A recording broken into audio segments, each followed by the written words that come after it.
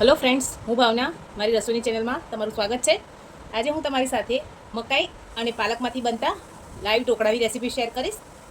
આપણે એક બાઉલ પાલક લીધેલો છે, જે કટ કરી અને ધોઈ સાફ કરીને લીધેલો છે.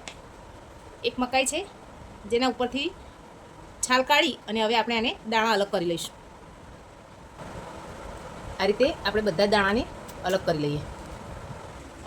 આપણે દાણાને અલગ કરી લીધેલા છે. હવે એક મિક્સર જાર લઈ લઈશું. એમાં ઉમેરી દઈએ.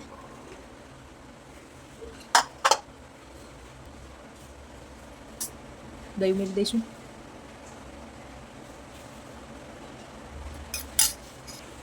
લીલા મરચાં અને આદુના 2 ટુકડા છે, એ ઉમેરી દઈ આને સરસ ક્રશ કરી લઈએ.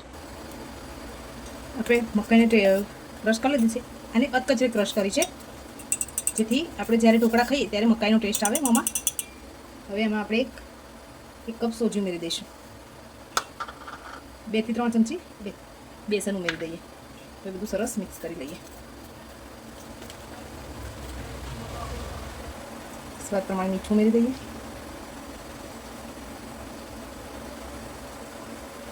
હિંગ ઉમેરી દઈએ, થોડી નાની 1 ચમચી જેટલી. થોડુંક પાણી ઉમેરી બધું સરસ મિક્સ કરી લઈએ. ઢાંકીને 10 મિનિટ એને રેસ્ટ આપી દઈએ.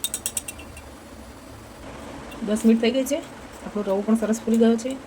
હવે એમાં જે ધોઈને રાખેલો છે પાલક, એ ઉમેરી દઈએ. બેટરમાં થોડું તેલ ઉમેરી દઈએ. હવે લાસ્ટમાં ઈનો ઉમેરી દઈએ. થોડું પાણી ઉમેરી ઈનો એક્ટિવેટ કરી લઈએ. તેલથી ગ્રીસ કરીને રાખેલી થાળીમાં બેટરને ઉમેરી દઈએ. ઉપરથી થોડું લાલ મરચું સ્પ્રિંકલ કરી લઈએ.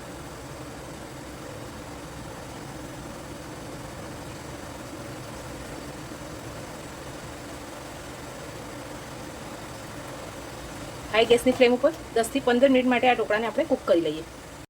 ફ્રેન્ડ્સ, આપણા ઢોકળા બનીને તૈયાર છે. હવે એમાં આપણે ઉપરથી આ રીતે તેલ લગાવી લઈશું. તમે આમાં રાઈ અને તલનો વઘાર પણ કરી શકો છો.